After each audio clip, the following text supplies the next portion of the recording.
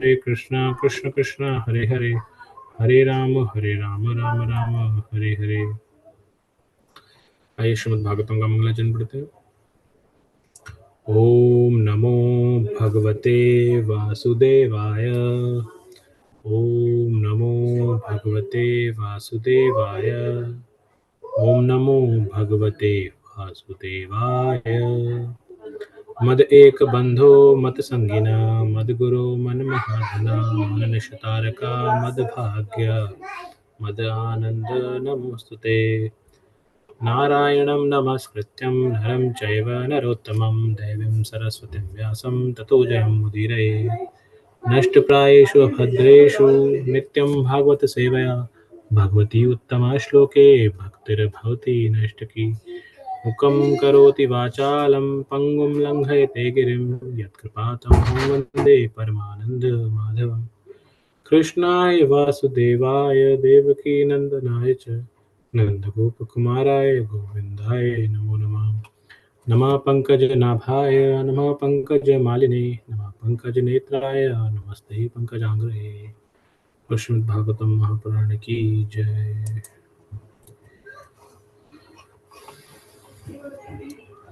Krishna. Okay, next Champak लता माता जी। anyway, ठीक है, मैं स्क्रीन शेयर करता हूँ अभी।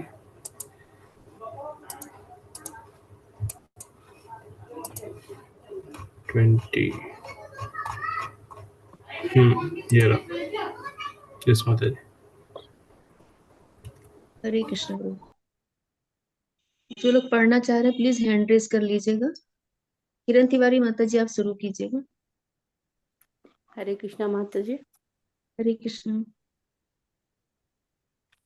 यं मन्यसे मातुलेयं मित्रं प्रियं मित्रं सुहृत्तमं, अंकुरो सचिवं दूतं सौहृदाय दत्त सारथिम्। हे राजन, तुमने अज्ञानवश ही जिस व्यक्ति को अपना ममेरा भाई, अपना अत्यंत प्रिय मित्र, शुभेसी, मंत्री, दूत, उपकारी इत्यादि माना है, वे स्वयं भगवान श्री कृष्ण है। श्री कृष्ण यानी पांडवों के ममेरे भाई, मित्र, हितैषी, मंत्री, दूत, उपकारी आदि बने हुए थे, तो भी वे थे तो पूर्ण पुरुषोत्तम।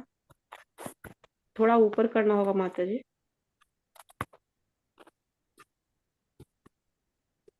तो भी थे वे तो पूर्ण पुरुषोत्तम भगवान ही। अपनी अहेतु की कृपावश तथा अपने अनन्य भक्तों पर कृपा जताने के लिए वे सभी प्रकार की सेवा करते हैं, लेकिन इसका अर्थ यह नहीं लगाना चाहिए कि उन्होंने परम पुरुष के रूप में अपना पद बदल दिया है। उन्हें सामान्य पुरुष के रूप में सोचना सबसे बड़ी मूर्खता है। हरे कृष्णा माता जी। हरे कृष्ण। कुछ बताना चाहेंगे इसमें? जिसने पॉइंट नोट किया है तो प्लीज आप शेयर कीजिएगा। इसमें माता जी पूरे बात पर अगर ध्यान देते हैं तो ऐसा लगता है कि किसी भी परिस्थिति में भगवान के अस्तित्व पर शक नहीं करना है। आपको उनके शरणागत रहना है, उनके शरण में रहना है। शक किसी भी दृष्टिकोण में भगवान की शक्ति पर, भगवान की क्षमता पर, किसी चीज पर नहीं करना। अंत में नीचे अभी स्क्रीन हट गया माता जी, नीचे एक लाइन लिखी हुई थी उसमें, उन्हें सामान्य पुरुष के रूप में सोचना सबसे बड़ी मूर्खता है। जी जी बिल्कुल। माता जी, ये श्लोक कौन किससे बोल रहा है? माता जी थोड़ा सा स्क्रीन देखते तो शायद अभी नहीं दिमाग में आ रहा है। ये भीष्म बोल रहे हैं। से बोल रहे हैं ना, भीष्म बोल रहे हैं। भीष्म पितामह उनसे युधिष्ठिर जी से बोल रहे हैं। जी प्रभु जी। कोई और कुछ इसमें शेयर करना चाहेगा? हरे कृष्णा माता जी। हरे कृष्ण। महाराज युधिष्ठिर से भीष्म पितामह जी कह रहे हैं कि आप जिनको अलग अलग रिश्तों से संबोधित कर रहे हैं, भले ही आप भाई कहें या दूसरे रिश्ते से लें या मित्र कहें, लेकिन वो है तो पूर्ण पुरुषोत्तम है ही, पूर्ण पुरुषोत्तम भगवान ही है। वो रिश्ता आपके साथ कोई भी रहे, वह अपने अनेक रूपों में रिश्तों में भक्तों पर कृपा करते रहते हैं। इसलिए वह हम लोगों को केवल मनुष्य नहीं मान लेना चाहिए, उन्हें साधारण पुरुष नहीं मानना। अगर मानते हैं तो ये सब अज्ञानता है। वह जिस रूप में या रिश्ते में जहां भी हों, हैं तो कृष्ण ही, हैं तो भगवान ही। अतः इससे कम मानना उनके लिए उचित नहीं होगा। हरे कृष्ण। हरे कृष्ण। हरे कृष्ण माता जी। हरे कृष्ण। इसमें एक लाइन दिया जो सेकंड लाइन, अपनी अहेतुकी कृपावश तथा अपने अनन्य भक्तों पर कृपावश वे सभी प्रकार की सेवा करते हैं। लेकिन इसका अर्थ यह नहीं लगाना चाहिए कि उन्होंने निहायत मनुष्य के रूप में अपना पद बदल लिया है। यानी स्पष्ट यहाँ प्रभुपाद जी बताने की कृपा कर रहे हैं कि भगवान अपने सेवा से भले भ्रमित में डाल दें कि कोई इंसान है, चाहे कोई साथी है, कोई रिश्तेदार है, लेकिन वह एक दिव्य पुरुष ही है, भगवान ही है। उनकी तुलना किसी से नहीं की जा सकती है। हरे कृष्ण माता। हरे कृष्ण। और कोई कुछ ऐड करना चाह रहा? हरे कृष्ण माता जी। हरे कृष्ण। हाँ, मुझे इस ऐसा कोई बचा नहीं कि बोला जाए, बट मेरी एक जिज्ञासा है। एक यहाँ पे एक मेरे मन में एक ख्याल आ रहा है कि जैसे भगवान कृष्ण यहाँ पे छुपे हुए थे अपने योग माया के कारण दूसरों के सामने, केवल वही उसको पहचान पाए जो योग माया के भक्त थे। अब ऐसा ही उदाहरण क्या हम जो हमारे श्री चैतन्य महाप्रभु हैं उनके बारे में भी, उनको भी इसमें एक उपमा स्वरूप उनका जो हिस्ट्री रही है बता सकते हैं ना, कि उनको भी जी लोग जी नहीं पहचान पा रहे थे, और जी। वो भी भगवान कृष्ण के एक मतलब उन्हीं का एक एक्सटेंशन था राधा रानी के भाव में। हरे कृष्ण। जी प्रभु जी, वो छद्म अवतार के रूप में ही उन्होंने यहाँ पे अवतार लिया था। तो वैसे भी अगर पुरुष रूप में अवतार ले भी रहे हैं तो भी हम देखेंगे सतयुग हो, त्रेता हो, द्वापर हो, तो योग माया के द्वारा वो आच्छादित ही रहते हैं। और जो अभक्त हैं उनको तो पूरी तरह से आच्छादित करके रखते हैं कि वो पहचान ही नहीं पाते। धृतराष्ट्र को तो संजय बता भी रहे थे, विदुर ने समझाया उनको, लेकिन उनको कोई फर्क नहीं पड़ रहा था। जबकि वो उन्होंने पूरी भगवत गीता संजय ने बताया कि वो वहां पर कुछ बोल रहे हैं, तरह से समझा रहे हैं कि वो भगवान। लास्ट में एक श्लोक भी बोलते हैं संजय, लेकिन उसके बावजूद भी उन्होंने, तो ये माया ही थी उनकी, योग माया के द्वारा ही आवृत रहता है मनुष्य का जो हृदय रहता है, कि वो आवृत रहता है कि वो भगवान को भगवान मान ही नहीं पाता है। अहंकार इतना ज्यादा उसके ऊपर चढ़ जाता है कि वो भगवान को भगवान मान ही नहीं पाता है। तो ये तो है ही है कि जब चैतन्य महाप्रभु के रूप में भी भगवान ने अवतार लिया था, उस वक्त तो उन्होंने अपने आप को छुपा कर ही रखा था। वो छद्म अवतार अपने आप को वो भक्त बताते थे कि मैं भगवान का भक्त हूँ। लेकिन जो भगवान के भक्त थे वो तो उनको पहचान जाते थे, लेकिन जो अभक्त हैं उनको तो वैसे भी वो मोह में, भ्रम में डाल के ही रखते थे। और इस श्लोक में हम लोगों को जैसे है कि सभी प्रकार की सेवा करते हैं, तो भगवान अगर कोई भी तरह की सेवा कर रहे हैं, जैसे सारथी भी बन गए थे, दूत भी बन गए, उनके मंत्री भी बन गए युधिष्ठिर के, तो उनका पुरुष के रूप में कोई पद उनका बदलता नहीं है। भगवान एज इट इज जैसे अपने आध्यात्मिक लोक में वैसे ही है, चाहे वो कोई भी कार्य करें, तो वो उनकी निकृष्टता नहीं हो जाती। हमें ऐसा नहीं समझना कि वो नीचे हो गए हैं या उनका पद उनसे च्युत हो गया है, वो अलग हो गए उनके पद से। तो वो एज इट इज भगवान भगवान ही है, चाहे वो किसी भी रूप में हो। जब हम देखते हैं कि वामन अवतार, सूकर अवतार में भी आते हैं वो, तो भी भगवान की जो पूरी शक्तियां हैं वो एज इट इज रहती हैं। ऐसा नहीं है कि वो सूकर के अवतार में वो सूकर बन करके ही आ गए, ऐसा नहीं है। कि वो हमेशा दिव्य पद पे हैं और हमेशा ही वो दिव्य ही रहते हैं।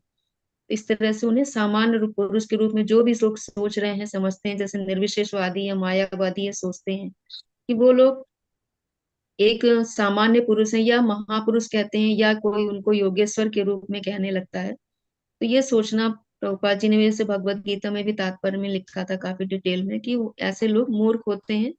और ये सबसे बड़ी मूर्खता है कि उनको सामान्य पुरुष समझा जाए। हरे कृष्णा। गौर जगन्नाथ प्रभु, आप कुछ कहना चाह रहे थे? यस माता जी। माता जी, जो इसमें लाइन थी ना इस श्लोक के अंदर कि भगवान अपनी अहेतु की कृपावश अनन्य भक्तों पर कृपा जताने के लिए, इसमें था सेवा करते हैं, लेकिन भगवान इसी भाव को रखते हुए, क्योंकि ये तो भगवान श्री कृष्ण जब 5000 वर्ष पूर्व आए थे, प्रकट हुए, तब की बात है। तो आज के समय में भगवान के साथ हम कैसे आदान प्रदान कर सकते हैं, राइट? तो इसीलिए ही भगवान विग्रह रूप में अवतार प्रकट होते हैं, और विग्रह में हमारे ऊपर अपनी अहैतुकी कृपा और भक्तों से आदान प्रदान करने के लिए भगवान एक काष्ठ के विग्रह में, एक पत्थर के विग्रह में, मार्बल के विग्रह में, मेटल के विग्रह में प्रकट होकर के हमसे आदान प्रदान करते हैं। लेकिन वो भाव के द्वारा है। अगर हमारे अंदर भाव है तो वो आदान प्रदान करेंगे, अन्यथा नहीं होगा वो आदान प्रदान। तो मैं एक चैतन्य चरण प्रभु जी की एक पुस्तक थी, री आंसरिंग ओ माई गॉड, मैं वो पढ़ रहा था। उसमें लिखा था कि कई बार जो अभक्त होते हैं वो कहते हैं, अरे ये पत्थर तुम्हारे भगवान कैसे, बताओ, ये तो तुम्हारी मूर्ति है, इस पे जाके मक्खी बैठ रही है, ये तो खुद को मक्खी भी नहीं हटा सकते, तो कैसे भगवान है ये, तुम्हारी कहाँ से रक्षा करेंगे, मक्खी खुद की तो मक्खी नहीं हटाई जा रही इनसे। तो ऐसा उसमें लिखा था। जो अभक्त होते हैं, जो नास्तिक होते हैं, इस तरह के कुतर्क करते हैं। तो उन्होंने यही समझाया हुआ था कि वो भगवान वहां पे हमसे आदान प्रदान करने के लिए प्रकट हुए हैं, मक्खी हटाने के लिए नहीं हुए। वो तो भगवान तो हर कण कण में, उस मक्खी में भगवान है, लेकिन भगवान हमसे आदान प्रदान करने के लिए प्रकट हुए वहां पर। अगर आप भाव रखेंगे तो वो आपसे आदान प्रदान करेंगे, और आप सोचेंगे पत्थर है वो, लकड़ी है, तो वैसे ही रहेंगे वो, तो आपके साथ कोई रेसिप्रोकेशन नहीं होगा आपके साथ में। तो इम्पोर्टेंट इन चीजों में ध्यान रखना है कि भगवान हम पे कृपा दिखाने के लिए, अपनी अहेतुकी कृपा दिखाने के लिए विग्रह के अंदर स्थापित होकर के हमसे आदान प्रदान करते हैं, अन्यथा तो हम देख ही नहीं सकते उन्हें, हम पहचान नहीं सकते। ये ऐड करना था मुझे। हरे कृष्ण माता जी। हरे कृष्ण प्रभु हरे जी। कृष्ण। हाँ, इस श्लोक में जैसे ये बता रहे हैं ना कि अ, ये जो पांडवों को समझ नहीं था इस चीज का, हालांकि अर्जुन ने भगवत गीता भी सुन ली थी, उनके विश्व रूप का दर्शन भी कर लिया था, और युधिष्ठिर को तब भी कुछ डाउट्स थे, उनकी बात सुन भी नहीं रहे थे, और अब भीष्म देव समझा रहे हैं। तो एक तरह से भगवान कृष्ण अगर अपने आप को छुपाते हैं तो उसके दो तरीके वो अपनाते हैं, एक अंतरंगा शक्ति से, एक बहिरंगा शक्ति से। हमारे सामने तो बहिरंगा शक्ति से छुपे हुए, हम पर माया का उन्होंने असर डाल रखा है। उनकी माता श्री यशोदा माता सब कुछ देखने के बाद पहला विश्व रूप देखने, उनके मुंह में मिट्टी खाई है या नहीं खाई है उसको चेक करने के बहाने मुंह खुलवाया, तो वहां विश्व रूप देखा। तो वो उनकी अंतरंगी माया के कारण वो नहीं समझ पाई, या यूं कहिए कि युधिष्ठिर जैसे इतने मतलब महान आत्मा, वो भी इस बात को नहीं समझ पा रहे थे। भगवान कृष्ण उनसे छोटे होकर, उनकी एज डिफरेंस को लेकर, तो वो उनको एक अनुज के रूप में लेकर उनसे बात जैसे छोटे के साथ करते हैं वैसे ही बोलते थे। जैसा कि पीछे डिस्कस भी हुआ कि जब भगवान कृष्ण उनको समझाने की कोशिश कर रहे थे तो युधिष्ठिर बोलते थे तुम्हें कुछ नहीं पता। तो एक जैसे बड़ा भाई छोटे भाई के साथ बात करता है वैसे। तो ये भी एक आवरण, योग माया का आवरण ही था कि भगवान इनसे जानबूझ के छुपे रहते थे जबकि वो उनके ही पार्षद थे। ऐसा ही है ना प्रभु जी? यस प्रभु जी। माता जी अगर आप कुछ ऐड करना, बिल्कुल आप सही बता रहे हैं प्रभु जी। अपने पार्षदों के साथ तो इसलिए करते थे क्योंकि जो उनको रसों का आस्वादन करना है वो होगा नहीं। अगर वो भी उन्हें परम पुरुष पकड़ समझ लेंगे तो फिर एक अनुज भ्राता का, एक पुत्र का, एक सखा का भाव ही खत्म हो जाएगा। तो इवन इसीलिए अर्जुन को वो रूप दिखाने के बाद भी वो भाव उनका रहा कि भाई तुम मेरे मित्र ही हो।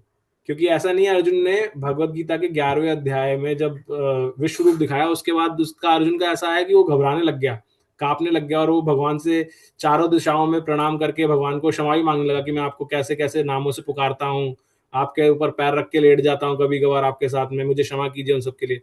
लेकिन उसके बाद भी जब वो रथ चला रहे थे तो उसने लात मारनी थोड़ी ना छोड़ दी, उसके बाद ही युद्ध हुआ है सारा, और उसके बाद भी लात मारी भगवान की पीठ के ऊपर, क्योंकि रथ चलाने के लिए सारथी के साथ ऐसा करना पड़ता है। तो वो भाव खत्म ना हो इसलिए उनके साथ, जैसा आपने बताया, योग माया शक्ति को ही भगवान प्रेरित करते हैं कि वो भाव रहना चाहिए, उसके लिए जो करना है वो सारा अरेंजमेंट वो शक्ति करेगी।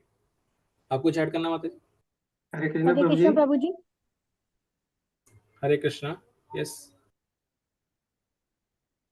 हाँ प्रभु जी, मैं ये पूछ रहा था, एक छोटी सी शंका, जो अभी आपने अभी कहा कि भगवान की पीठ पर अर्जुन लात मारते थे, ऐसा कहाँ प्रसंग आया है, किस किताब में आया है?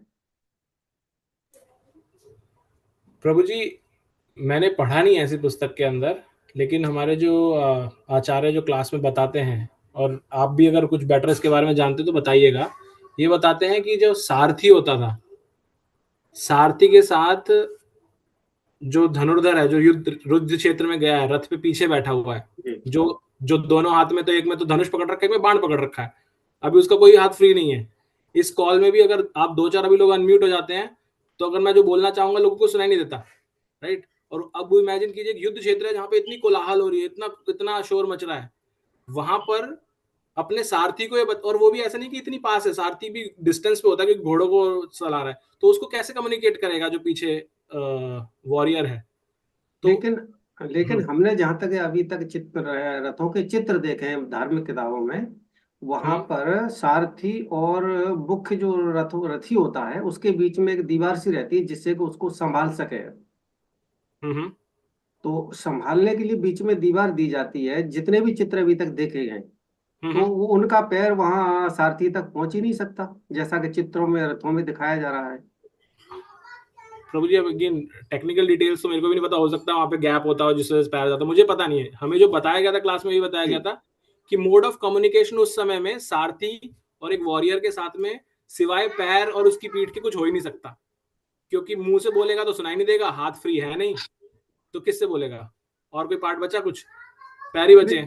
बचा नहीं, लेकिन कहीं भी इसका जिक्र तो आना चाहिए, या साधु संतों के मुंह से सुना जाना चाहिए। ऐसा सुना नहीं अभी तक, मैं अपने लिए बता रहा हूँ कि अभी तक कहीं नहीं सुना। मैंने भी वो सुना, इसलिए बताया मैंने भी, लेकिन पढ़ा नहीं है कहीं भी, तो मैं नहीं कह सकता वहां पे पढ़ा ऐसा। इसके बारे में कहीं पता चलेगा तो बता सकता हूँ, लेकिन आप भी, हम सभी थोड़ा सा रिसर्च कर सकते हैं आउट ऑफ क्यूरियोसिटी कि एक वॉरियर उस समय में कैसे कम्युनिकेट करेगा अपने। हरे कृष्णा प्रभु जी। यस प्रभु जी। जो भगवत गीता यथारूप है, हाँ जी, उसमें बीच में अर्जुन और भगवान कृष्ण के बीच में कोई बैरियर नहीं है। जरा देखिए, खुद सामने है।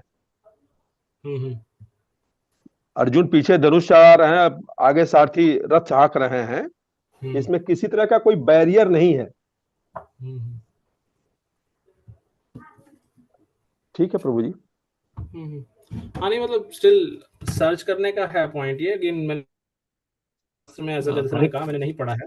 यस प्रभु जी। हरे कृष्ण प्रभु जी, ये मुझे ऐसा लगता है जैसे ऑब्जर्वेशन है, कहीं मैंने सुना नहीं, लेकिन वो पीठ पे जैसे वो इशारा होता है ना, पैर से, अंगूठे से या पैर से, कि भाई वो आपको इधर को ले जाना है रथ, या उधर को ले जाना है, ये तो डेफिनेटली होगा, क्योंकि और कोई अल्टरनेट नहीं है। तो ये वो करेंगे, मतलब पीठ पे लात मारते, बोला ऐसा थोड़ी कोई गुस्से में, वो तो इशारे के लिए पैर से, लेकिन पैर को उनको टच करना पड़ेगा, बस ये है। ये वैसे कहते हैं अगर भगवान को हम पैर से टच कर रहे हैं तो उसको अपराध माना जाता है, लेकिन उस समय क्योंकि वो वॉरियर और सारथी के रूप में है, तो सारथी तो उनका सबऑर्डिनेट होता ही है। सारथी को वो इशारा करते हैं, तो इशारा करने के लिए उनके पास कुछ भी नहीं है, ना तो वो बोल सकते हैं कि वो सुनाई नहीं देगा पैर से, और सुनाई देगा तो दूसरे लोग सुन लेंगे। पैर से लेंगे तो इशारा होगा कि आपने इधर को रथ मोड़ना है, ऐसे करना है, या तेज चलाना है, या उस तरफ मोड़ना है, उस तरफ मुझे ले जाओ। तो वो तरीका, वो इशारे के रूप में ही पैर से ही टच करना पड़ेगा, और कोई अल्टरनेट नहीं है। लेकिन इसको फिर एक रिसर्च, उसका डिबेट का पॉइंट है, हम सदगुरु से पूछ सकते हैं। हरे कृष्ण प्रभु जी। हाँ, और मेरा भी शायद शब्द सही नहीं था, लात मार नहीं रहे थे, वो टच कर रहे थे जिस तरह आपने बताया, तो मेरा भी शायद थोड़ा सा बहुत ज्यादा हैवी शब्द था, जो आपने, धन्यवाद आपने करेक्शन किया उसके भाव को। ओके,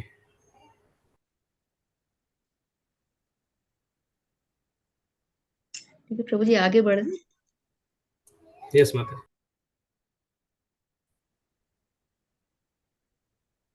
जयप्रकाश प्रभु जी पढ़िएगा आगे। अनुपम चंपकलता माता जी स्क्रीन शेयर कीजिएगा। हरे कृष्ण।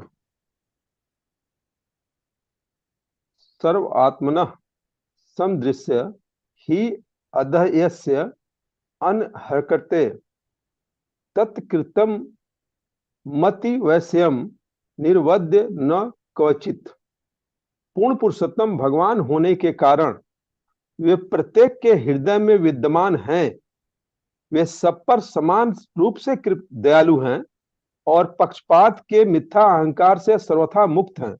अतएव वे जो कुछ करते हैं वह भौतिक उन्माद से मुक्त होता है। वे समदर्शी हैं। तात्पर्य, चूंकि वे परम पूर्ण हैं, अतएव उनसे कुछ भी भिन्न नहीं है। वे कैवल्य हैं, उनके अतिरिक्त और कुछ नहीं है। प्रत्येक वस्तु तथा हर व्यक्ति उनकी शक्ति की अभिव्यक्ति है। और इस प्रकार अपनी शक्ति द्वारा वे समर्थ उपस्थित हैं, क्योंकि वे उससे अभिन्न हैं। सूर्य की पहचान सूर्य की किरणों के प्रत्येक इंच से तथा किरणों के प्रत्येक सूक्ष्म कण से की जाती है। इसी प्रकार श्री भगवान अपनी विभिन्न शक्तियों द्वारा सर्वत्र फैले हुए हैं। वे परमात्मा हैं और परम निर्देशक के रूप में सबसे उपस्थित हैं, सब में उपस्थित हैं। इसलिए वे पहले से ही समस्त जीवों के सारथी तथा उपदेशक हैं। अतएव वे अर्जुन के सारथी के रूप में स्वयं प्रकट होते हैं, तो उनकी दिव्य स्थिति में कोई बदलाव नहीं होता। यह तो भक्तिमय सेवा की शक्ति है जो उन्हें सारथी या दूत के रूप में प्रदर्शित करती है। चूंकि जीवन की भौतिक अवधारणा से उनका कोई सरोकार नहीं रहता, क्योंकि वे परम आध्यात्मिक सत्ता हैं, अतएव उनके लिए कोई कर्म न तो उत्कृष्ट है और न ही निकृष्ट। पूर्ण पुरुषोत्तम भगवान होने के कारण उन्हें मिथ्या अहंकार नहीं होता, अतएव वे अपने आप को किसी वस्तु से भिन्न नहीं मानते। उनमें अहंकार का भाव संतुलित रहता है, अतएव वे अपने शुद्ध भक्त के सारथी बनकर अपने आप को निकृष्ट नहीं मानते। यह तो शुद्ध भक्त की महिमा है कि वह अपने प्रिय श्री भगवान से सेवा करा लेता है। हरे कृष्ण। बताइए। हरे कृष्ण। कुछ बताना चाहेंगे प्रभु जी? हाँ, बताना चाहेंगे, क्योंकि ये अनुभव की चीज है। कई बार आप लोग भी गौर किए होंगे कि कई ऐसे अवसर पे आप कुछ ऐसा कर जाते हैं जो बाद में सोचते हैं ये मुझसे कैसे हो गया। जैसे मान लीजिए आप जा रहे हैं कहीं, अचानक आपका पांव कहीं गड्ढे में जाना था, आप रुक जाते हैं। वो क्या होता है? भगवान की शक्ति ही तो होती है।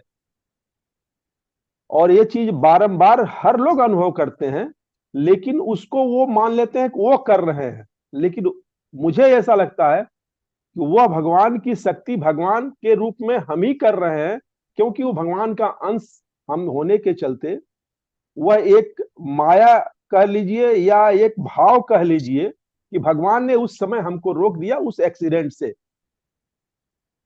जैसे इसी समय में आप बताऊं एक घटना अपनी व्यक्तिगत, ये घटना है सन 2003 की।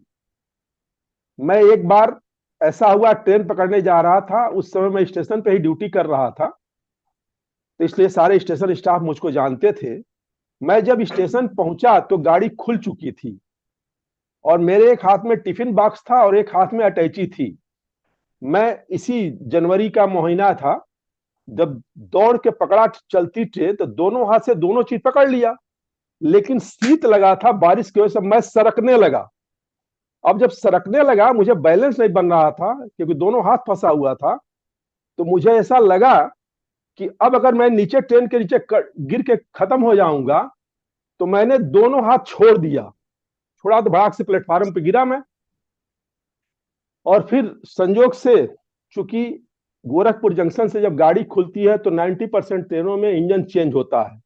और आप लोग भी गौर किए होंगे, स्टार्टिंग स्टेशन से जब गाड़ियां चलती हैं तो 1-2 मिनट के बाद रुक जाती हैं, क्योंकि वो गाड़ियां ब्रेक चेक करती हैं इंजन। तो संयोग से लास्ट डिब्बा आ गया गार्ड का, मैं फिर खड़ा होकर चढ़ गया। तो उस घटना को सोचता हूं कि वह बुद्धि और वह एक्शन मैंने तो नहीं लिया, वो किसी तीसरी शक्ति ने कराया। मुझे बचना था, हम बच गए और आज हैं। हरे कृष्णा प्रभु। हरे कृष्णा प्रभु जी। माता जी हरे कृष्णा। मैं भी एक घटना सुनाऊं? हरे कृष्ण। मेरे साथ भी हुआ था। मैं भी गोरखपुर में पंजाब जा रही थी। तो माता जी थोड़ी आवाज कम आ रही, थोड़ी जोर से बोलिए। मैं भी पंजाब जा रही थी। तो पंजाब जाते रास्ते में गोरखपुर गोरखपुर में भोपाल से ट्रेन पकड़ी। जब भोपाल से ट्रेन पकड़ी तो मैं कहा ट्रेन तो रुकी हुई है, तो मैं वॉशरूम में आती हूँ। जैसे ही मैं वॉशरूम गई तो ट्रेन स्पीड से निकल गई। और उस दिन वॉशरूम में मुझे इतनी देर लग गई। अब मेरा तो ये तो स्टेशन पर ही थे, पर मैं ट्रेन में चली गई। तो मैंने जैसे ही देखा, ना आब देखा ना ताब देखा, मैंने वहां से खड़ी होके स्टेशन पे छलांग लगा दी। और उस आदमी को जो खड़े थे उनको बोल रही थी कि पंजाबी में भैया को पाई बोलते हैं। मैंने कहा पाई पकड़ना, उनको कहा मेरी भाषा समझ आनी थी। मैं लुढ़कती लुढ़कती लुढ़कती बड़ी दूर तक चले, तो ये बोले ये तो आज मर गई। तो जब लोग बोले कि आपको चैन खींचनी चाहिए थी तो आपने चैन नहीं खींची।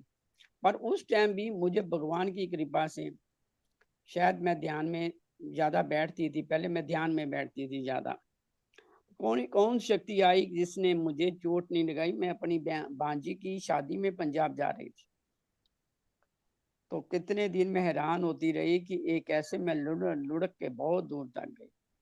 परमात्मा की शक्ति तो है, पावर तो है जो पीछे से संभालती है सबको। ऐसे चांस तो होते रहते हैं। बहुत धन्यवाद है ईश्वर का जिसने उस टाइम मुझे बचाया। धन्यवाद माता जी। हरे कृष्णा। हरे हरे कृष्ण कृष्ण माता, माता जी, धन्यवाद। दंड प्रणाम सभी के लिए। धन्यवाद, प्रणाम माता जी। जैसा कि इसमें बताया गया है, सूर्य की पहचान, जैसे कि किरणें प्रत्येक मतलब जब भी सूर्य की किरणें पड़ती हैं तो सर्वत्र पड़ती हैं। वो ऐसा नहीं है कि कहीं छोड़ देती हैं या कहीं पे पूरी पड़ेंगी या कहीं नहीं पड़ेंगी, जहां भी पड़ेंगी समान रूप से पड़ेंगी। वैसे ही परमात्मा जो है वो समस्त प्राणियों में कहते हैं, क्योंकि कर्ण कर्ण में है, ईश्वर कर्ण कर्ण में है। वो ऐसा नहीं है कि मुझ में है और दूसरी चीज में नहीं है। वो हमारी मतलब मति भ्रम कह लीजिए कि हम मान ले कि एक छोटे कीट में नहीं है और हम में है, लेकिन वो होता है, क्योंकि जब हम उसे मार रहे होते हैं तो हम नहीं सोच पाते हैं कि इस जीव में भी है, लेकिन वो ईश्वर उसमें भी विद्यमान होता है उसकी चेतना रूप में। और जहां तक, इसलिए मैं पहले समझ चुकी हूँ। और जहां तक सारथी रूप में हम अपने मतलब ईश्वर के लिए देखते हैं, भगवान कृष्ण को देखते हैं, तो सारथी रूप में वो व्यक्ति के मतलब पॉजिटिविटी और नेगेटिविटी या कि बुद्धि के जो हमारे तर्क वितर्क होते हैं उनके रूप में हमेशा हमें विद्यमान रहते हैं। जैसे कि कुछ भी हम कुछ सोच रहे होते हैं तो एक चीज आती है, नहीं ये हमें करना है और ये नहीं करना, तो वो हमारे भीतर सारथी की तरह वर्क करते हैं। और जब जो मतलब दूत की तरह, तो ये और प्रकट रूप में जैसे अर्जुन के साथ सारथी थे तो वो स्वयं को उन्होंने एक रूप दिया, जबकि सारथी और मतलब जो ड्राइवर जो होता है वो एक बहुत इंपॉर्टेंट पार्ट होता है हमारी लाइफ का, लेकिन उसके लिए बहुत ज्यादा हम लोग एक बहुत मतलब कहा जाए कि बड़ा मान सम्मान वाला नहीं देते हैं, एक सारथी ही मानते हैं। और जैसा कि अभी पीछे वर्णन भी हो रहा था, सब मतलब डिवोटीज कर रहे थे कि सारथी के विषय में, कि भाई उस टाइम की वो बात बिल्कुल सही थी कि सारथी जो है वो बहुत ज्यादा एक मान्यता प्राप्त, नहीं तो कर्ण भी तो सारथी पुत्री तो मानते थे उनके लिए कि उनके पिता ने उनका पालन पोषण किया था, वो सारथी थे ना, संजय शायद। तो वो बहुत ज्यादा एक मतलब वैसी वो नहीं थी कि उसके लिए बड़ा माना जाता हो किसी। और दूत के रूप में जब वो गए थे तो वो भक्ति ही थी, मतलब भक्ति की शक्ति थी कि वो अपने भक्त की जो श्रद्धा और जो भक्ति होती है उस पर मतलब वो कुछ भी बन जाते हैं भगवान हमारे।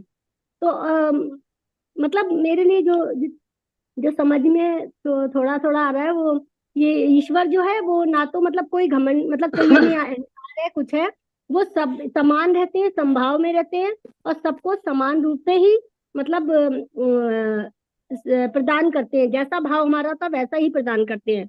और शुद्ध भक्त के तो वो सारथी क्या, मतलब इवन अपने भक्त के लिए एक बार कहते हैं कि दुर्योधन के एक कामवाला जो भक्त कथा सुनने चला गया था, तो उसके वो मसाज करने वाला बन गए थे भगवान।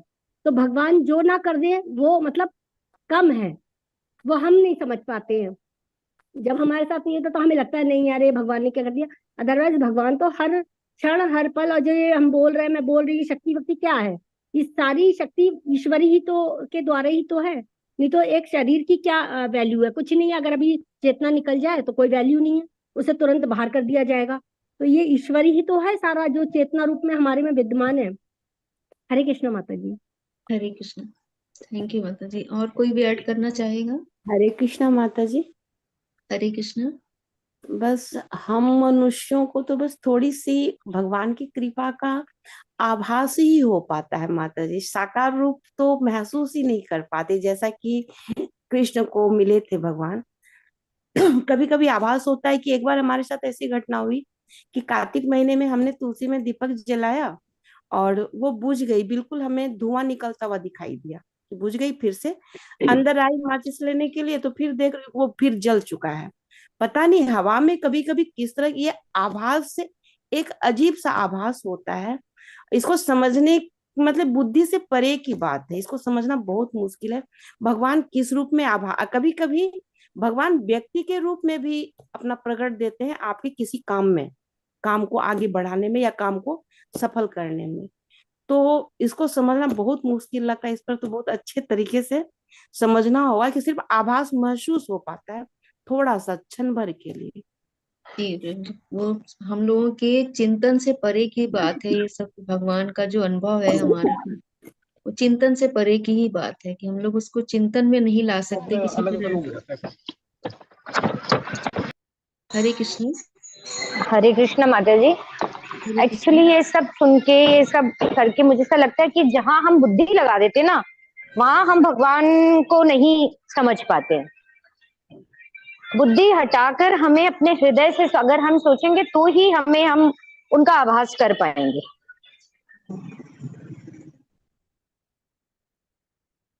और तर्क कुछ वितर्क में करना नहीं है? हो पाता।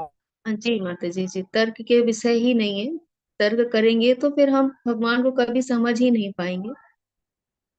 बिल्कुल और कोई बिल्कुल। कुछ ऐड करना चाह रहा है? हरे कृष्ण माता जी।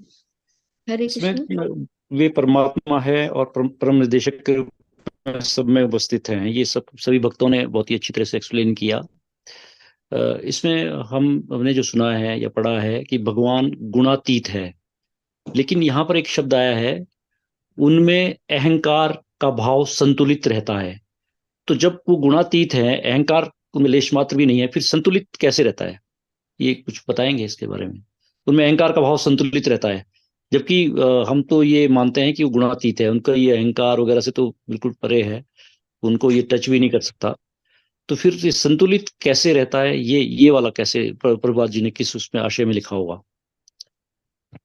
अहंकार का भाव संतुलित रहता है क्या मतलब? इसका ये है कि जैसे हम लोगों के अंदर मिथ्या अहंकार रहता है, जो हम लोगों का भौतिक जगत में आने के बाद हम लोग अपने आप को शरीर मान करके जीते हैं। तो ये जो अहंकार तो है ही है ना, ये तो है, एक अहंकार होता है जो वास्तविक अहंकार है, और दूसरा है मिथ्या अहंकार। तो ये अहंकार की जो भावना इसमें बता रहे हैं प्रभुपाद जी, वो उनकी सर्वथा एक जैसा ही संभाव रखते हैं। किसी पर ऐसा नहीं है कि किसी से द्वेष रख रहे हैं या किसी से बहुत ज्यादा मित्रता है तो वो उनके साथ वैसा व्यवहार करेंगे, तो ऐसा नहीं है। वो सभी पे संभाव रखते हैं, सभी के ऊपर दयालु हैं बराबर रूप से, ना कोई छोटा जीव ना बड़ा जीव। तो इस तरह से प्रभुपाद जी का यहाँ भाव यही है कि उनका जो अहंकार का भाव है वो संतुलित रहता है। वो मिथ्या अहंकार की बात नहीं कर रहे हैं, वो अहंकार जो हमारा महतत्व के रूप में रहता है। शायद गौर जगन्नाथ प्रभु जी अगर हम गलत हैं तो हरे सही कृष्णा करिएगा माता उसको। जी। हरे कृष्ण। मैं बोलूं एक, हमें माता जी ऐसा लगता है कि भगवान में भी स्वाभिमान, अहंकार, क्रोध, इन सब की मात्राएं तो होती है, लेकिन सही समय पर सही वक्त में अहंकार, सही समय पर सही वक्त पर क्रोध। जैसे हनुमान जी लंका प्रवेश किए थे और उन्होंने वहां क्रोध किया था, तो ऐसे कहते कि क्रोध से पुण्य का क्षय होता है। लेकिन कहाँ पर हम क्रोध कर रहे हैं, कहाँ पर हम स्वाभिमानी बन रहे हैं, अभिमान नहीं कर रहे हैं। स्वाभिमान होना चाहिए मनुष्य में। तो संतुलित, इसी संदर्भ में हमें लगता है भगवान के बारे में कहा गया है कि उचित समय पर हर चीज को थोड़ा थोड़ा अपनाया जा सकता है। नहीं, भगवान की स्थिति हमारी स्थिति जैसी नहीं है माता जी। हम लोग ये है मिथ्या अहंकार में हम लोग डूबते हैं, लेकिन भगवान दिव्य स्टेज में हमेशा रहते हैं। चाहे वो इस भौतिक जगत में भी आ रहे हैं या गोलोक धाम में है या अपने किसी भी जगह पे आध्यात्मिक लोक के किसी भी लोक में है, वो हमेशा अपने दिव्य पद पर रहते हैं। तो यहाँ हमारे ख्याल से जो है कि प्रभुपाद जी का जो भाव है, तो उनका भाव यही है कि किसी से द्वेष नहीं करना, किसी से ईर्ष्या नहीं, ना उनके मन में कोई छोटा बड़ा ऐसा कोई भी भाव उनके अंदर नहीं है। तो ये अहंकार का भाव जो है कि उनका संतुलित रहता है। हरे कृष्ण माता जी। इसमें लिखा ना, पक्षपात से, मिथ्या अहंकार से सर्वथा मुक्त है।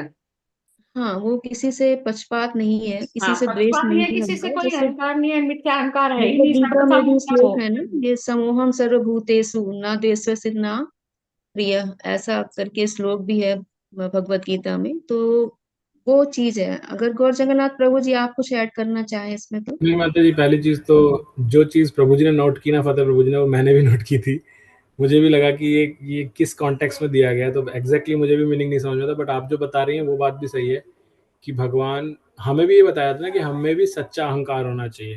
ये मिथ्या अहंकार तो हमें नाश की ओर ही ले जाता है, बल्कि सच्चा अहंकार होना चाहिए। वो सच्चा अहंकार क्या है कि मैं एक जीवात्मा हूँ, मैं भगवान का अंश हूँ, मैं उनका दास हूँ। ये हमारा सच्चा अहंकार है। मिथ्या अहंकार है मैं शरीर हूँ, शरीर से फिर ये मेरी बीवी, ये मेरे बच्चे, ये मेरा घर, ये मेरा परिवार, ये मेरा राष्ट्र, ये सब मिथ्या अहंकार है। तो वो नहीं होना चाहिए। और दूसरा जो आपने बताया बिल्कुल सही है कि हम अपने नजरिए से भगवान को नहीं तोल सकते, क्योंकि भगवान दिव्य हैं, उनके लिए अलग है। वो सब जैसे स्टार्टिंग में मुझे बोला था, वो गुणातीत हैं, सबसे ऊपर है। तो क्योंकि हम बैलेंस सोच रहे हैं इस तरह से नहीं, और जो माता जी ने हनुमान जी का भी एग्जाम्पल दिया, तो वो हनुमान जी भक्त हैं, और इसीलिए उनका तो बल्कि आया भी भगवत गीता में ही आता है। ये जब क्रोध वाली बात आती है, उसमें प्रभुपाद जी ये बताते हैं, एग्जाम्पल सेम एग्जाम्पल देते हैं, जिसमें बताते हैं कि इवन भक्त भी क्रोध को जब भगवान की सेवा में लगाते हैं तो क्रोध भी सही हो जाता है। जैसे माता जी ना, क्रोध से आपका पुण्य क्षय होता है। तो वो क्रोध कौन सा है? वो क्रोध है अपनी इंद्रिय तृप्ति के लिए। लेकिन जब आप क्रोध भगवान की सेवा के लिए कर रहे हैं, जो हनुमान जी ने किया, तो वो भक्ति का पार्ट बन जाता है। तो ये फर्क था एक तो। और इसके अलावा कुछ चीजें और मुझे ऐड करनी थी। किसी को और कुछ बोलना है तो इस टॉपिक पहले भी कर सकते हो, अदरवाइज मैं बताता हूँ तो मुझे ऐड करना है। हरे कृष्णा प्रभु जी। हरे कृष्णा। इस प्रभु जी। हाँ, इसी श्लोक में मतलब ये बताया गया है कि भगवान चाहे कौन अलग अलग कोई से भी पार्ट प्ले करें, जैसे सारथी है, मित्र है, दूत है या सलाहकार है, तो लेकिन उनका पद हमेशा ऊंचा ही रहता है। इसका उदाहरण एक गीता में है जो आप सबकी जानकारी में है, लेकिन मैं उसको दोहरा देता हूँ कि कौरव पक्ष की ओर से जो है भीष्म सेनानायक हैं, और पांडव पक्ष की तरफ से धृष्टद्युम्न। कृष्ण और अर्जुन दोनों में से कोई भी यहाँ पर सेनानायक नहीं है, लेकिन कौरवों की तरफ से भीष्म पहले शंख बजाते हैं, अनाउंसमेंट करते हैं कि अब युद्ध शुरू होना चाहिए, या दूसरे भावों उन्होंने बजाया लेकिन शंख उन्होंने पहले बजाया। और पांडव पक्ष की तरफ से सबसे पहले कृष्ण बजाते हैं। उनका वहां पे देखा जाए तो सारथी पद है मैदान में, और उससे ऊंचे हैं अर्जुन, और उससे भी ऊंचे हैं धृष्टद्युम्न। यानी कि माना जाए, अगर यही तीनों के बीच में माना जाए, तो कृष्ण का सबसे नीचे स्थान आता है युद्ध स्थल के उस जगह के हिसाब से। लेकिन फिर भी कृष्ण ने पहले शंख बजाया है। तो यहाँ पर ये एक जानकारी दी जा सकती है कि भले ही कृष्ण वहां पर सारथी पद पे हैं, लेकिन देव के रूप में तो वहां पे भी उपस्थित है, भगवान के रूप में ही ये है, वहां पर रोल अलग से प्ले कर रहे हैं।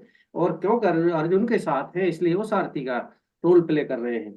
तो कहने का मतलब, चाहे वो किसी भी रूप में कौन से पद पे हो, उनका पद हमेशा ऊंचा ही माना जाता है, इसलिए उन्होंने वहां पे शंख बजाया। ये जानकारी शायद आप सबको ही होगी, क्यों गीता से ये एक उदाहरण आता है। हरे कृष्णा प्रभु जी। हरे कृष्णा प्रभु जी, धन्यवाद। बहुत एक अलग एंगल आपने उसमें ऐड किया है, धन्यवाद उसका। कैसे भगवान सारथी होते हुए भी एक श्रेष्ठ पद पर हैं। तो हरे इसी कृष्णा प्रभु जी। यस, हरे कृष्णा माता जी। कि मुझे एक जिज्ञासा थी कि जब हम मतलब ईश्वर तो क्लेश कर्म विपाक आशय अप्रमिष्ट बोलते हैं ना, कि वो सबसे परे हैं। तो मतलब इंसानों के लिए ये होता है कि गुणातीत, जैसे बोला गया है कि गुणातीत हैं। अभी हम इंसान हैं, तो समाधि जब हमारी लग जाती है, जब ईश्वर के साथ साक्षात्कार हो जाता है, आत्मा के साथ, में शब्दों में हो सकता है मैं उसको नहीं वो कर पा रही हूँ, लेकिन उस टाइम जो हमारा एक बीज होता है, जो सत्व का बीज होता है, जो लास्ट में रह जाता है, वो भी छूट जाता है। तो जब ईश्वर में फिर वो बीज मेरे को वो थोड़ा कनेक्ट नहीं कर पा रही हूँ, क्योंकि जब इंसानों में ही जब आत्मा के साथ साक्षात्कार हो गया, और आत्मा हम बोलते हैं परमात्मा का स्वरूप है, तो वो तो छूट गया वो बीज भी। तो फिर वो ईश्वर में कहाँ से, परमात्मा में कैसे वो अहंकार वाला जो वो है कि मिथ्या अहंकार नहीं है, कैसे इसको वो करें, कनेक्ट कैसे कर पाएंगे? हरे कृष्ण माता जी। इसमें जो मैं समझा हूँ, मैं शास्त्रीय हिसाब से नहीं बोल रहा हूँ, लेकिन जो अभी इसमें भी कॉन्टेक्स्ट आया था, इसमें जो क्योंकि गुणातीत है, तो भगवान क्योंकि वो तो सत्व रज तम कुछ भी उनको टच नहीं कर सकता, अहंकार तो कई दूर की बात है। तो वो सिर्फ लीला करते हैं, ही नोज एवरीथिंग, उनको जैसे सब पता है। वो जो मुस्कुराते रहते हैं उसको पता है कि सब सब कुछ हो रहा है। वो विनाश भी कर रहे हैं, उनको सबको मार भी रहे हैं, तब भी वो उनकी चेहरे पे मुस्कुराहट है। वो तो उनका तो जो रूप है वो वही है, बस मुस्कुराते हुए। आनंद स्वरूप में, आनंद स्वरूप में, आनंद स्वरूप में है। और ये तो सब उनकी लीला है कि भाई अब इसको अहंकार दिखा देंगे, क्रोध दिखा देंगे। और वो उनको तो क्रोध है ही नहीं, कुछ नहीं है, वो तो उससे परे हैं। जो ये मेरा अपना मानना है, बाकी सब भक्त लोग अपना ऐड कर सकते हैं। हरे कृष्णा। तो जिसके ऊपर एक लाइन भी है कि अतः वे अपने को किसी वस्तु से भिन्न नहीं मानते, क्योंकि शक्तियां तो भगवान की हैं, कि वो तो ये समझ ही रहे हैं ना कि जो कुछ भी हो रहा है वो सब कुछ मेरी ही शक्तियों का प्राकट है। जो कुछ भी हो रहा है, जो इंसान भी हैं या जीव जंतु प्राणी पशु पक्षी जो भी कुछ है, वो सब उन्हीं की शक्तियों का ही विस्तार है। तो वो एक तो है कि उनका मिथ्या अहंकार तो होता ही नहीं, भगवान अपने दिव्य स्टेज पे हैं। जैसे गौर जगन्नाथ प्रभु जी ने बताया कि दो तरह के अहंकार हो गए। एक तो सच्चा अहंकार कि हमें अपनी स्टेज का पता होगा कि हम लोग भगवान के ही शाश्वत दास हैं, और दूसरा होता है मिथ्या अहंकार जो हम अपने शरीर से रिलेट करते हुए समझते हैं। तो उसी की बात हो रही है कि मिथ्या अहंकार तो होता ही नहीं है, और अहंकार का जो भाव रहता है वो हमेशा संतुलित स्टेज में रहता है, कि कभी वो किसी से द्वेष नहीं करना, ईर्ष्या नहीं करना। तो ये भाव यहाँ पर हमको ऐसा लगता है कि ये चीज प्रभुपाद जी इसमें ऐड करना चाह रहे हैं। हरे कृष्ण तो प्रभु जी। हरे कृष्णा प्रभु जी। प्रभु जी मैं कुछ कह सकता हूँ, बोलूँ कुछ? हाँ बोलिए ना प्रभु जी। प्रभु जी अभी हम अहंकार के बारे में चर्चा कर रहे हैं। तो थोड़ा सा एक जो मेरे को इसके बारे में ज्ञान है, या जहाँ तक मैंने पढ़ा है समझा है, अहंकार जो है वो कभी अकेला नहीं आता है।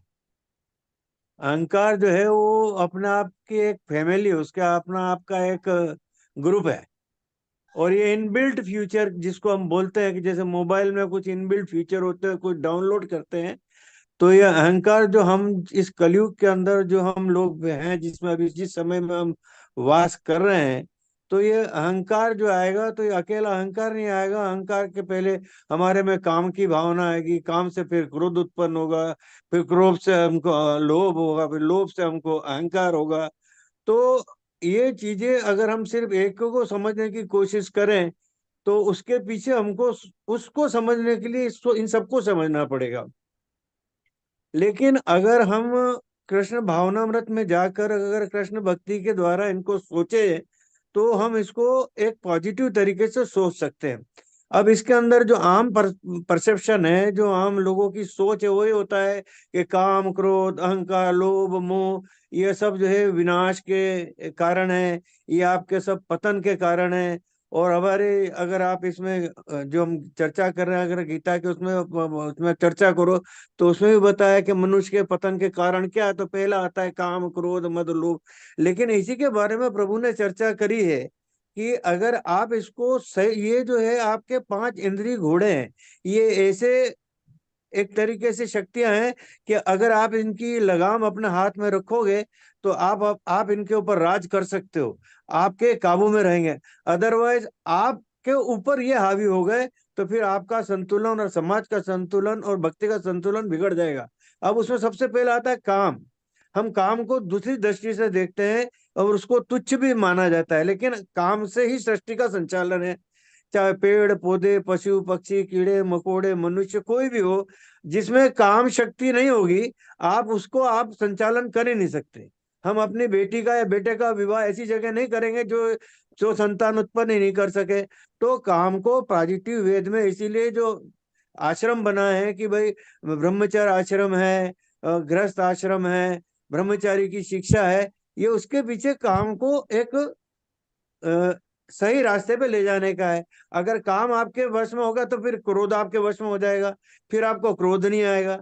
और अगर आपके ऊपर काम की आसक्ति बढ़ गई, तो फिर आपको उससे, अगर आपका वासना पूरी नहीं होगी, तो आपको गुस्सा आएगा। जब गुस्सा आपको बढ़ेगा तो उसके साथ साथ में आपको और भी बातें आ जाएंगी, फिर आप लोभ में पड़ जाओगे किसी चीज के अंदर जाके। और जब सबके ऊपर, अगर आप सब चीज में सीख गए, सब चीज में एक्सपर्ट हो गए, आप कोई बहुत अच्छे टेक्नीशियन बन गए, कोई लीडर बन गए, कोई IIT बन गए, तो आपके अंदर एक अहंकार की भावना आ जाएगी। और जब अहंकार की भावना अंदर आ जाएगी तो आप जो है उसका दुरुपयोग भी कर सकोगे। जब दुरुपयोग करोगे, अहंकार आ जाएगा, तो फिर उससे आपको कई तरीके के लालच आ जाएंगे कि मैंने ये सीख लिया, ये कर लिया, और आगे करूंगा, और ज्यादा धन कमाऊंगा, और ज्यादा पूंजी इकट्ठी करूंगा, और समाज के अंदर जो है फिर उसका जो है संतुलन बिगड़ जाता है। तो अहंकार भी अपनी जगह जो है वो मनुष्य को सीखना है। अभी क्रोध के ऊपर, अगर काम के ऊपर दे दे, अगर क्रोध के अंदर अगर जटायु ने क्रोध नहीं किया होता तो उसको, वो सीता मैया के लिए वो तलवार लेके बुढ़ापे में नहीं खड़ा होता, और उसी वजह से उसको प्रभु राम की गोद मिली। लेकिन क्रोध सही समय पर भीष्म पितामह ने नहीं किया था, तो उनको शरसैया मिली। तो वो क्रोध करना वहां जरूरी था और यहाँ क्रोध करना नहीं है। तो ये हमारे विवेक के ऊपर भगवान ने बताया है कि आप क्रोध जो, अब जैसा हम कहते हैं अहिंसा परमो धर्म, ये आधा वाक्य है। अहिंसा परमो धर्म, धर्मार्थ हिंसा उचित बताई गई कि अगर आप अपने धर्म के लिए हिंसा करते हो तो वो हिंसा नहीं है। अगर आप किसी की जान की सुरक्षा के लिए हिंसा करते हो तो वो हिंसा नहीं है। इसी तरीके से आप अहंकार करते हो तो अहंकार जो है, जो हम आज के समय में या समाज में रह के अहंकार करते हैं कि मेरे पास बड़ा पैसा आ गया, मेरे पास बड़ा गाड़ी है, मेरे पास बंगला, वो अहंकार है। वो आपको आपकी दूषित सोच का कारण है। लेकिन अगर आप ये अहंकार करते हो कि मैं प्रभु की भक्ति में लीन हो जाऊंगा और मेरे को प्रभु की प्राप्ति होगी और मैं उसके अंदर प्रेम रूप में जाऊंगा, तो वो आपका अहंकार जो है वहां पे प्रेम के रूप में बदली हो जाता है। तो अहंकार, काम और क्रोध, ये जितनी भी चीजें हैं प्रभु जी, इसको समझने के लिए एक दूसरे से रिलेटेड होती हैं, और इसी को अगर इसी संदर्भ में समझा जाए तो हम इसको पॉजिटिव वे में समझ सकते हैं। जहां तक मेरा विचार है, शायद ये जो मैंने सीखा है वो मैंने आपके सामने रखने की कोशिश करी है प्रभु जी। हरे कृष्णा प्रभु जी। हरे कृष्णा बेदी प्रभु जी, बेदी प्रभु जी, हरे कृष्णा। हरे कृष्णा प्रभु जी। हाँ प्रभु जी, ये आपने जो रेफरेंस दिया है अभी, लोभ मोह क्रोध और जो अहंकार वाली बात, एक्चुअली ये पुरुष के लिए बोला गया है। लेकिन यहाँ जो प्रसंग आ रहा है वो भगवान के मिथ्या अहंकार की बात का है। आप उसमें देखें, लिखा हुआ है, सेंटेंस है, भगवान का मिथ्या अहंकार शब्द आता है। तो मिथ्या अहंकार भगवान के संदर्भ में अगर जानकारी हो तो बताएं। हरे हरे कृष्ण प्रभु जी, अगर आप ये देखें, काम क्रोध अहंकार देवताओं में भी है। आपने ऋषियों की कथा सुनी होगी, मेरे को उसका एग्जैक्टली नाम नहीं पता आ रहा है, वो शायद विश्वामित्र हैं जो अपनी पुत्री के ऊपर ही मोहित हो गए थे काम भावना से। परशुराम जो है साक्षात क्रोध के अवतार माने जाते हैं। दुर्वासा ऋषि क्रोध के अंदर क्रोध के अवतार माने जाते हैं। तो ये दोष हम जन साधारण में भी नहीं है, बल्कि ये देवी देवता में भी है, साधु संतों में भी है। लेकिन इसकी सही सोच और सही गाइडेंस जो है ना, वो होना चाहिए हमारे पास में। यहाँ मतलब सिर्फ आप सिर्फ एक देवता से, भगवान से नहीं लेने का है। इसके अंदर तो क्रोध तो इन किसमें नहीं है, आप ये बता के देखिए। क्या शिव जी को क्रोध नहीं आया? क्या शिव जी का क्रोध में तीसरा नेत्र नहीं खुलता है? शिव जी को आप किस श्रेणी में रखेंगे? क्रोध के अंदर आके भगवान ने अपनी प्रतिज्ञा तोड़ी ना तोड़ी? हरे कृष्णा उन्होंने प्रभु जी, चक्र हरे उठाया कि नहीं कृष्णा, उठाया? तो हरे ये सब कृष्णा, चीजें जो होती है ना, ये सबके अंदर है। हरे तो कृष्णा। उसके सही रास्ते में कृष्ण के जो शिक्षा है उसके द्वारा सोचने से हम उसको सही रास्ते पे पहुंच सकते हैं। ये हरे मेरा कृष्णा मतलब प्रभु जी, हरे कृष्णा, दंडवत प्रणाम प्रभु जी। प्रभु जी, जिस ग्रुप को, क्योंकि हम शास्त्र अध्ययन कर रहे हैं, हम अपने विचारों के अलावा में शास्त्र के बेस पे बात करनी है, जो भी हम बात कर रहे हैं। अभी आपने जो यहाँ पे पॉइंट रखे अहंकार, क्रोध, इन सब के बारे में, क्योंकि हमें बताया गया है हमें अनुकरण नहीं करना है। अनुकरण का अर्थ है कॉपी करना, कि सामने वाले ने किया इसलिए मैं भी करूंगा। हमें अनुसरण करना है। अनुसरण का अर्थ है शास्त्र में जो दिया गया है उसका पालन करना। जैसा आपने रेफरेंस दिया भगवत गीता के दूसरे अध्याय के 62वें और 63वें श्लोक में, यही बताया गया है, ध्यायतो विषय पुंसाम संगात पूज्यते कामा। मतलब काम, जो आप काम बोल रहे हैं ना, वो काम का एक रूप है, जिसको आप सेक्सुअल डिजायर बोल रहे हैं एक तरह से, राइट? वो एक रूप है। काम को भगवत गीता में सिर्फ वो नहीं बताया गया। काम का मतलब है इच्छा होना। हमारे अंदर जो इच्छा है वो भी काम ही है, और वो ही सारी जड़ है।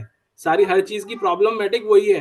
क्योंकि, और आप जिस तरह से बता रहे हैं कि काम को हम कर सकते हैं, ये तो अर्जुन जैसा वीर धनुर्धर वो भगवान से कह रहा है कि हे कृष्ण, मुझे कहीं ऐसा लगता है कि मुझे कोई पाप प्रवृत्ति की ओर घसीट रहा है, तो भगवान बताते हैं कि ये तेरी वजह से नहीं हो रहा, ये तेरे अंदर जो काम है ना, जो रजोगुण से उत्पन्न हुआ है, वो करता है ये। तो ये अच्छी चीज कहीं पे भी नहीं, पहली चीज तो ये, क्योंकि शास्त्र में लिखा हुआ है ऐसा।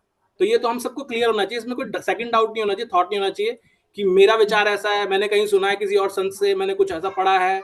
आपके पुरानी जो नॉलेज है, हो सकता है आपने कहीं से एक्वायर किया, लेकिन हम यहाँ पे भगवत गीता के बेस बात करें। भगवत गीता में भगवान ने कहीं पे भी नहीं बोला कि काम क्रोध अच्छी चीज है। रही बात आपकी, जो आपने सेक्सुअल बात की थी, उसके बारे में बात कर लेते हैं। 7वें अध्याय का 11वां श्लोक पढ़िए आप सभी। उसमें भगवान ने स्वयं क्या कहा है कि I am the sexual life. साथ में क्या बोला है, कौन से हैं, जो कि धार्मिक सिद्धांतों के साथ कार्य करती है। उसका अर्थ क्या है कि आप विवाह जब गृहस्थ आश्रम में जा रहे हैं, तो आप स्त्री पुरुष तभी एक साथ होंगे जब उन्हें संतति करनी है। इसके अलावा सिर्फ अपने अपने सेक्सुअल डिजायर एंजॉयमेंट के लिए नहीं, वो काम भगवान का रूप नहीं है ना, भगवान उसको एनकरेज करते हैं। भगवान सिर्फ तभी बोलते हैं उसके लिए। तो अगर आप उस पार्ट में बात करेंगे तो उसके लिए भगवत गीता में बताया कि क्या है वो भी लिमिटेड है टू द एक्सटेंट जो भगवान ने बताया उसके अंदर। और जो जनरल काम भगवान ने बताया वो है इच्छा, और उसको भी कंट्रोल होनी चाहिए, अन्यथा वो आपको प्रॉब्लम में डालेगी ही डालेगी। तो और उसी का रूप है जो आपने फिर बताया, क्रोध भी आता है, अहंकार भी आता है। और अहंकार अगेन, और आप बाकी जो देवी देवताओं को बता रहे हैं, देवी देवता इज वेरी डिफरेंट वर्सेस स्वयं भगवान। हम यही तो बताने की कोशिश कर रहे हैं, हम सबको एक बकेट में नहीं डाल सकते एक साथ कि सब एक जैसे हैं इसलिए सबको बोलो। ये सत्य है कि हम क्योंकि ममय वांशो जीवलोके जीवभूता सनातन, भगवान 15वें चैप्टर के अंदर 5th श्लोक के अंदर बोलते हैं कि तो सारे जीव मेरे ही अंश हैं। तो इसका मतलब जो हमारे अंदर गुण आए हैं वो भगवान से कहीं ना कहीं आए हैं। लेकिन साथ में उसी चैप्टर में भगवान ये भी बताते हैं कि जो ये भौतिक जगत है, ये भगवान के स्पिरिचुअल वर्ल्ड का मिरर इमेज है, यानी कि उल्टा है। तो जो एक्चुअल में है, यानी कि भगवान का जो भगवत प्रेम है, जो गोलोक वृंदावन में है, वो इस जगत में आके लस्ट बन जाता है। ये जो काम आप बता रहे हैं वो बन जाता है, विकृत रूप ले लेता है वो यहाँ पर आकर। भगवान के प्रति प्रेम भी क्रोध में बन जाता है। तो ऐसा ये कब होता है, जब इस जगत के अंदर आ जाते हैं। तो इस टॉपिक को मैं यहाँ पर ही क्लोज करना चाहता हूँ, क्योंकि हमारा यहाँ पे भगवान से रिलेटेड था अहंकार वाली बात। कमिंग बैक ऑन द श्लोक इटसेल्फ, जो हम श्लोक की चर्चा कर रहे थे, इस श्लोक में इंपॉर्टेंट 2-3 चीजें थी जो मैं करना चाह रहा था, लेकिन फिर हम डाइवर्ट हो गए, अलग लाइन पे चले गए। तो मैं वापस से उसी पे आना चाहता हूँ जहां पर सारथी की बात आई थी। तो सारथी की बात, अगेन पहली चीज तो अच्छी ये थी कि भगवान, हमने चर्चा, कालीचरण प्रभु जी ने टॉपिक यही उठाया था कि सारथी कैसे हो सकते हैं, और हमने वो चर्चा की 2-4 मिनट, और भगवान ने अगला श्लोक यही दे दिया जिसमें सारथी के बारे में समझा रखा था। अब इस श्लोक में अगर हम देखें, जैसे हम जब सारथी की बात कर रहे हैं, तो भगवान हर किसी के हृदय में सारथी की तरह वास करते हैं। मैं एक बार आपको श्लोक दिखाता हूँ भागवतम का ही, आपको स्क्रीन दिखे तो आप बताइएगा, दिख रही है सभी को स्क्रीन? जी प्रभु जी। ये श्रीमद् भागवतम का 11वें अध्याय का 11वें स्कंद का 11वें अध्याय का 6वां श्लोक है। ये श्लोक क्या है, ये आपने कई बार सुना होगा कि एक वृक्ष है जिस पर 2 पक्षी बैठे हुए हैं, उन्होंने घोंसला बना रखा है, दोनों ही मित्र हैं और एक जैसा स्वभाव है, लेकिन उनमें से एक फल खा रहा है जबकि दूसरा फल नहीं खा रहा। क्यों नहीं खा रहा? वह उसे देख रहा है। तो उपनिषद में भी आती है यही कथा। तो ये क्या है, ये आत्मा और परमात्मा जो हम सबके अंदर है, परमात्मा हर जीव के अंदर विराजते हैं, यही उस श्लोक के अंदर आता है। तो परमात्मा हमें ऑब्जर्वर की तरह देख रहे हैं, एज ए साक्षी। और यहाँ पर इस श्लोक के अंदर तात्पर्य प्रभा जी बता रहे सारथी की तरह हमें गाइड करने की कोशिश करते हैं, हमें दिखाना चाहते हैं मार्ग क्या है, क्या सही रास्ता है। तो अगर वो गलत होता है, एंड अगेन वो सारथी बन के हमें क्या दिखाना चाह रहे हैं, क्या हमें अगेन हमारे पास जो कुछ भी हमारे जीवन में होता है, वो अलग अलग शक्तियां हमें, बिल्कुल भगवान की शक्तियां हमें मार्गदर्शन करती हैं, हेल्प करती हैं। कि हम ट्रेन से, चलती ट्रेन से कूद गई, ये विवेक कहाँ से आया? बिल्कुल भगवान ने दिया। हमारे अंदर ये कि मैं गिरने वाला हूं तो छोड़ दूं ट्रेन को, ये विवेक कहाँ से? भगवान ने विवेक दिया। लेकिन जो यहाँ पर जिसकी सारथी की बात हो रही है वो अलग है। वो क्या है? वो ये है, भगवान बता रहे हैं अगेन 10वें अध्याय के अंदर ही कि मैं उन जीवों के हृदय में निवास करता हूं और ज्ञान का दीपक जलाता हूं, जिससे कि अज्ञान से उत्पन्न अंधकार नष्ट हो सके। और ये क्यों करते हैं? ऐसा करने के लिए वो अगेन उससे पहले वाले श्लोक में बताया है, ये किसके साथ करते हैं? जो मेरी सेवा में प्रेम पूर्वक लगा हुआ है। और क्या करते हैं? उसे ऐसी बुद्धि देते हैं, ऐसा मार्गदर्शन करते हैं, ऐसे सारथी बनके कि वो रथ कहाँ लेके जाए, वो रथ को मेरे पास आने का मार्ग दिखे।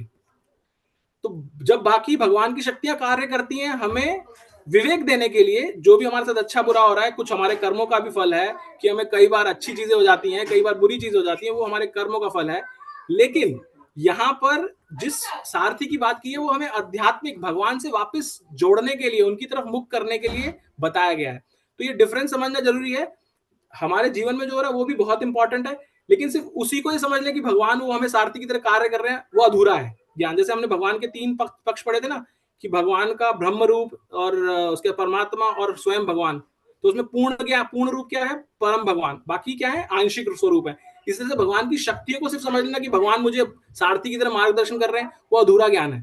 पूर्ण ज्ञान क्या है? जब ये समझे कि भगवान उस सारथी के रूप में मुझे मार्गदर्शन कर रहे हैं कि मैं भक्ति में कैसे आगे बढ़ूं, कैसे मैं सही लोगों की संगति में रहूं, कैसे मैं शास्त्रों का अध्ययन कर सकूं। अगर आप ये बोलेंगे कि मुझे 7 बजे रोजाना अपने आप से ऑटोमेटिकली ऐसा फील होता है कि मैं क्लास में आ जाऊं, ये भगवान हो सकते हैं, ये वो सारथी हो सकता है कि आपको एनकरेज कर रहे हैं, राइट। मैं हर सैटरडे संडे में मंदिर जाऊं, ये एनकरेज कर सकते हैं, क्योंकि भगवान ही बता रहे हैं भगवत गीता के अंदर ऐसा, राइट। तो ये बोल के विराम लूंगा। अगर किसी कुछ बोलना है तो आप ऐड कर सकते हैं। हरे कृष्ण प्रभु जी। हरे कृष्ण। हरे कृष्ण प्रभु जी। हरे कृष्ण। इस श्लोक में जिस पे ज्यादा चर्चा हुई थी वो मिथ्या अहंकार और अहंकार के बारे में था। मेरे ख्याल में जब हम क्रिएशन को पढ़ेंगे आगे चल के श्रीमद् भागवतम में, तो जो कॉन्स्टिट्यूएंट्स हैं सृष्टि के, क्रिएशन के 24 है, उसमें अहंकार भी एक पॉइंट आता है। तब जाके हमें क्लियर हो जाएगा ये प्रभुपाद जी के तात्पर्यों से कि अहंकार और मिथ्या अहंकार में कितना अंतर है। हरे कृष्ण। हरे कृष्ण प्रभु जी। इस श्लोक के बारे में ही बस कुछ बोल के ही विराम करेंगे क्लास को। ये श्लोक भीष्म पितामह क्यों बोल रहे हैं कि जैसा ऊपर वाले श्लोक में है कि उनके ममेरे भाई हैं, प्रिय मित्र भी हैं, सुभैसी हैं, मंत्री हैं, दूत हैं। तो भीष्म पितामह ये उनको बताना चाह रहे थे कि भगवान कितने समदर्शी हैं और अहंकार से मुक्त हैं, कि वो मेरे तो कोई भी रिलेशन उनके साथ ऐसा नहीं है, लेकिन फिर भी अपनी भक्तों पर अहेतु की कृपा के लिए जब मैं आज शरीर छोड़ने के लिए जा रहा हूँ, तब वो अपनी अहेतु की कृपा दिखाने के लिए यहाँ पर मेरे सामने उपस्थित हुए हैं।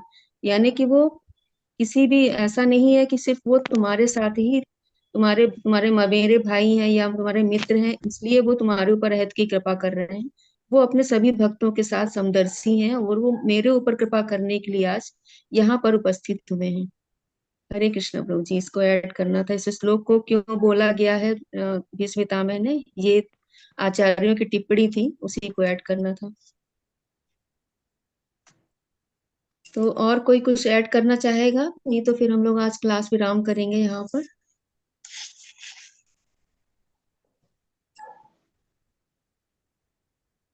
प्रभु जी फिर विराम करें यहाँ पर क्लास को? यस माता जी। ठीक है, फिर हम लोग हरे कृष्ण महामंत्र और वैष्णव प्रणाम मंत्र बोल करके क्लास को विराम करते हैं। हरे कृष्णा कृष्णा कृष्णा हरे हरे, हरे राम राम राम हरे हरे। वाञ्छाकल्पतरुभ्यश्च कृपा सिन्धुभ्य एव च पतितानां पावनेभ्यो वैष्णवेभ्यो नमो नमः। सभी वैष्णव भक्त वृंद की जय, श्रील प्रभुपाद की जय, श्री श्री राधा रमण बिहारी जी की जय। निताई गौर हरि हरि बोल। हरे कृष्ण प्रभु जी। हरे